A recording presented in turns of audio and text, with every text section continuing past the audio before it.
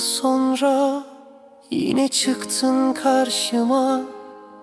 Zaman durmuş gibi hala aynı bakışla. Elimde demetler umutla geldim sana. Gülümsedin güneş gibi, içim ısındı anında. Anladım, sensiz olmuyor, ben bensiz kalırım. Ama sen yoksan durulmuyor inadı. Gururu bıraktım, al beni şimdi.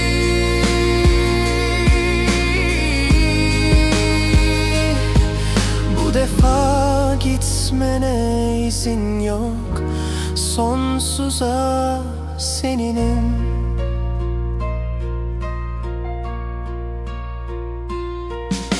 Sen de tattım mutluluğu, ne aradım ne buldum. Birçok yüz gördüm, çok sevdim sandım. Ama hepsini sen susturdun. Anladım, sensiz olmuyor, ben bensiz kalırım. Ama sen yoksan durulmuyor inadı. Gururu bıraktım, al beni şimdi.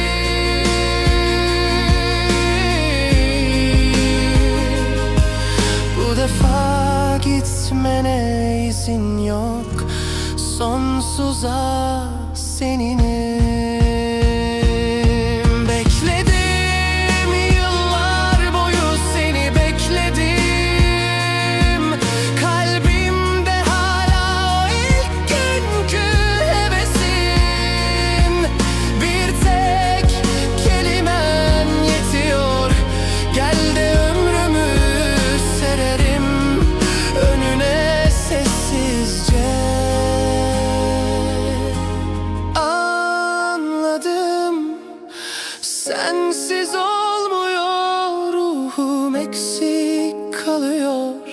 Sevdan yetmiyor, unutmaya inadı. Gururu bıraktım, al beni şimdi.